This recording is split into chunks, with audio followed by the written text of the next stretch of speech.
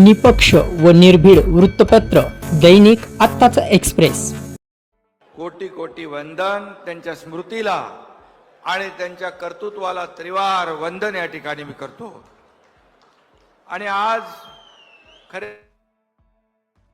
श्लोक राजमाता अहिल्यादेवी होळकर यांच्या त्रिशताब्दी जयंती उत्सव सोहळ्याला उपस्थित राज्याचे लोकप्रिय मुख्यमंत्री देवेंद्र फडणवीस जी, आपले सभापती रामभाऊ शिंदे,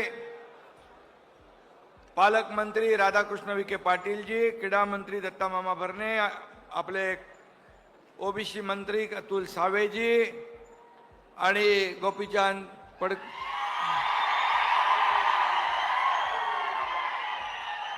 सुरेश धस, शिवाजीराव कर्डिले, नारायणाबा पाटील, मोनिकाताई राजळे, अमोल खता, विठ्ठल लंगे, काशीनाथ दाते आणि लक्ष्मणजी हाके, बाबासाहेब देशमुख, चित्राताई वाघ, अण्णासाहेब डांगे, माजी मंत्री सुजय विखे पाटील, स्नेहलता कोल्हे, रामराव वडकुते, बाळासाहेब मुरकुटे, बबनराव पाचपुते, रामहरी रुपनवार, रमेश शेंडगे, भाऊलाल तांबडे, भीमराव धोंडे, सर्व व्यासपीठावरील सन्माननीय मान्यवर। व्यासपीठ आपलं मोठं आहे, भरगच्च आहे आणि या व्यासपीठाची शोभा हे आपल्या ऐश्वर्य आहे आणि ही आपली संपत्ती आहे समोर बसलेली। आणि म्हणून आपल्यामुळेच या व्यासपीठाची शोभा वाढलेली आहे आणि म्हणून तुमचं मी मनापासून सगळ्यांचं स्वागत करतो। मनापासून आपल्याला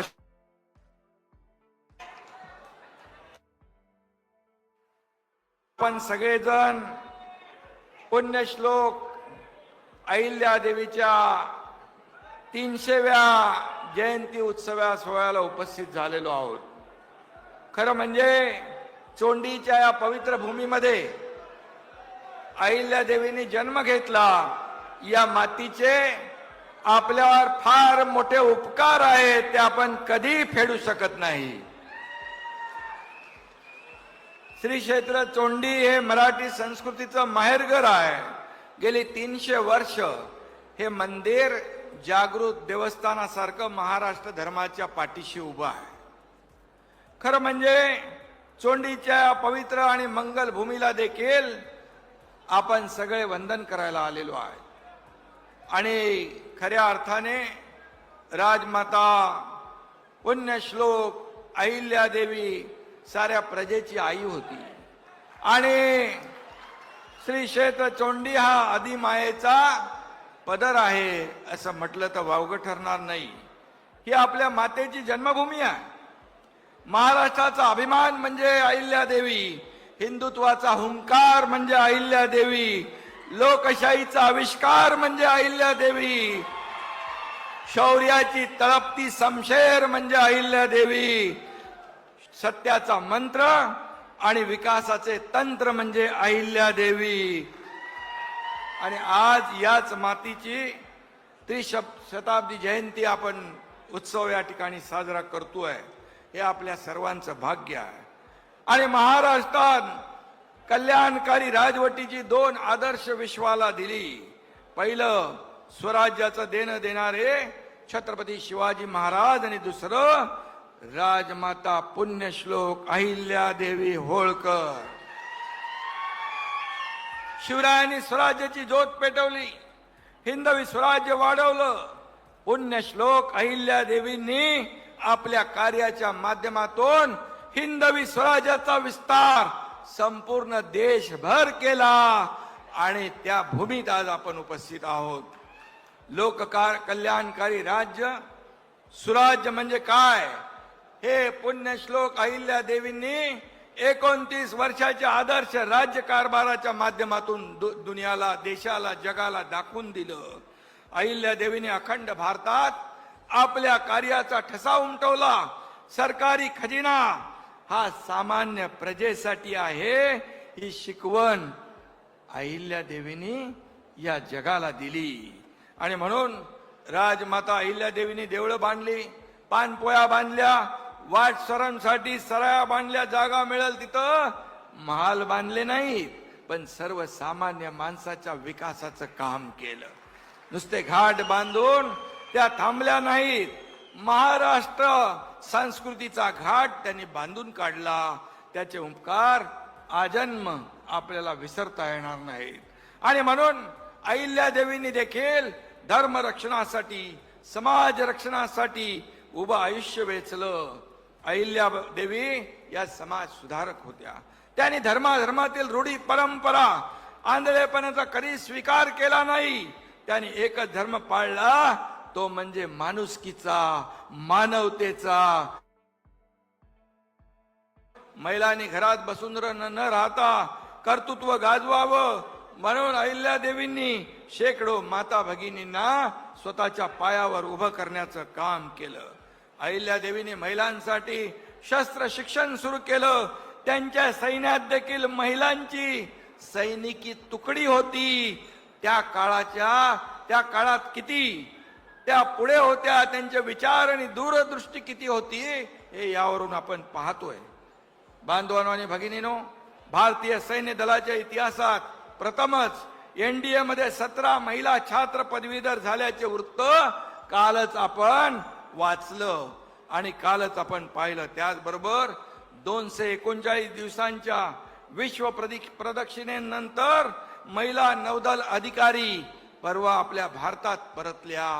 हे शिक्षण, हे काय दूरदृष्टी, ही अहिल्यादेवींच्या मुळेच, प्रेरणेमुळेच, ऊर्जेमुळेच मिळालेली आहे. नारी शक्तीचा, कर्तृत्व भरारीचा आपल्या सर्वांना अभिमान आहे. 1754 साली कुंभेरीच्या वेड्यात अहिल्यादेवींच्या पतींना वीर मरण आलं. अहिल्यादेवी सती जाण्यास निघाल्या तेव्हा सासरे मल्हाररावांनी त्यांना रोखलं. ते म्हणाले, पत्नी धर्मापेक्षा प्रजा धर्म मोठा आहे. आता तूच या प्रजेची आई होऊ शकते. असे मल्हाररावांनी सांगितल्यानंतर अहिल्यादेवीने ती जबाबदारी स्वीकारली आणि पुढे इतिहास तुम्हाला सगळा माहित आहे. आज समाजात सुनांवर अत्याचाराच्या घटना घडताना दिसतात. त्या लेकी सुनांना माझं एवढंच सांगणं आहे, एवढीच विनंती आहे, तुम्ही शूर अहिल्यादेवींच्या लेकी आहात.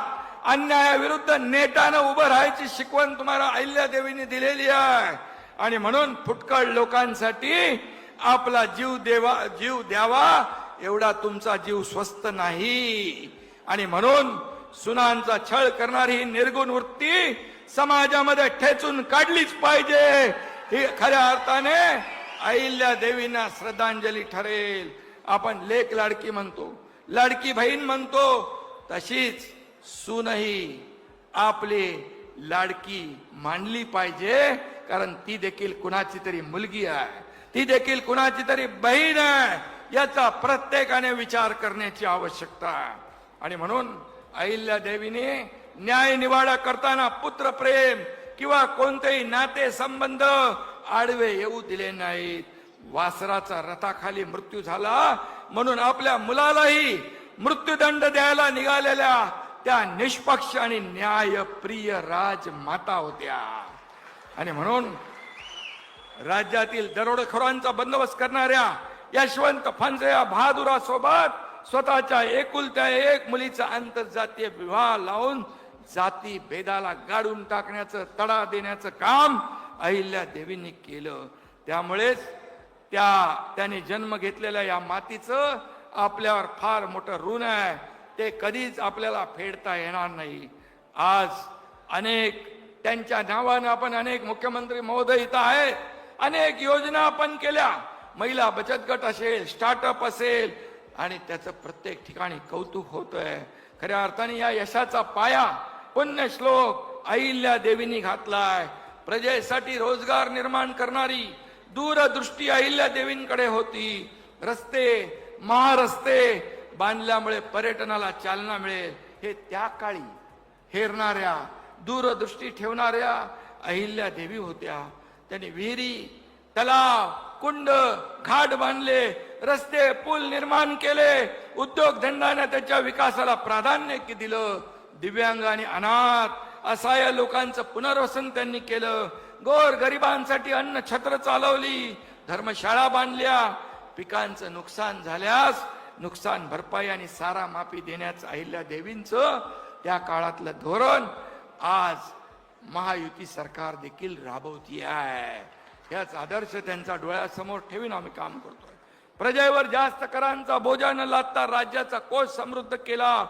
अहिल्या देवींचे आपले अनंत उपकार आहेत. या उपकारातून पुन्हा एकदा मी सांगतो, कधीच उतराई होऊ शकणार नाही. आता मगाशी रामभाऊ आणि आपल्या गोपीचंद यांनी सांगितलं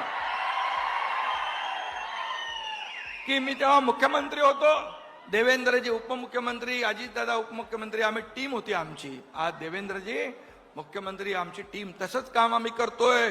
आणि त्यावेळेस हिंदू हृदय सम्राट बाळासाहेबांची आठवण केली की त्यांनी औरंगाबादचं संभाजीनगर करून टाका. आणि आम्हाला अभिमान आहे, महायुतीच्या काळात औरंगाबादचं संभाजीनगर झालं, उस्मानाबादचं धाराशिव झालं. आणि याच व्यासपीठावर इथंच मागणी झाली. आणि देवेंद्रजी पण म्हणाले, आता देवेंद्रजी म्हणाले मला मी मुख्यमंत्री होतो, आता तुम्ही सगळ्यांनी म्हटल्यानंतर याच व्यासपीठावर अहमदनगरचं अहिल्या देवी नगर करण्याचा निर्णय आपण घेतला. आणि त्याचा पाठपुरावा देवेंद्रजींनी करून 1 वर्षाच्या आत हे नाव या ठिकाणी अहिल्या देवी नगर देण्याचा भाग्य आम्हाला लाभलं. आपण सगळे भाग्यवान आहोत. आणि म्हणून खऱ्या अर्थाने या ठिकाणी राज्य मंत्रिमंडळाची बैठक देखील चोंडी येता मुख्यमंत्री महोदयांच्या मार्गदर्शनाखाली झाली. आणि म्हणून त्या ठिकाणी जे निर्णय घेतले आपल्याला सगळ्या माहित आहे. आज 781 कोटी रुपये असतील, किंबहुना या ठिकाणी अनेक आपण निर्णय घेतले. मुलींसाठी अहिल्यानगर ITI उभारण्याचं, वसतिगृह, पुण्यश्लोक अहिल्यादेवी ओळखल्या जातात ते त्यांच्या बेस्ट ऍडमिनिस्ट्रेशनसाठी नुकताच 100 दिवसाचा मुख्यमंत्री महोदयांचा कृती आराखडा होता. त्यामध्ये देखील सरकारने जे काम केलं ते देखील सर्वसामान्य माणसाच्या जीवनामध्ये बदल घडवण्यासाठी, त्यांना जलद गतीने न्याय मिळण्यासाठी 2.5 वर्षात मागच्या महाविकास आघाडीच्या काळात आपण पाहिलं, पण महायुतीचे 2.5 वर्षही आपण पाहिले. आम्ही टीम म्हणून काम केलं. एकीकडे विकास, दुसरीकडे लोकाभिमुख कल्याणकारी योजना, लाडकी बहीण योजना, लाडका भाऊ योजना, लाडका शेतकरी, लाडके ज्येष्ठ. आणि म्हणून इथं लाडक्या बहिणींना देखील सांगू इच्छितो, मुख्यमंत्री पण इथं आहेत, कुणी काही म्हटलं, किती विरोधकाने आकांड तांडव केलं, किती खोट्या अफवा पसरवल्या, तरी सुद्धा मुख्यमंत्री लाडकी बहीण योजना कधीही बंद होणार नाही.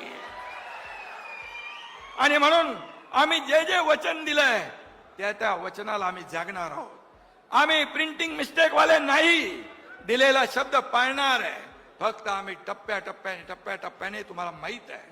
आणि तुम्ही आणि आम्ही वेगळे नाही आहे.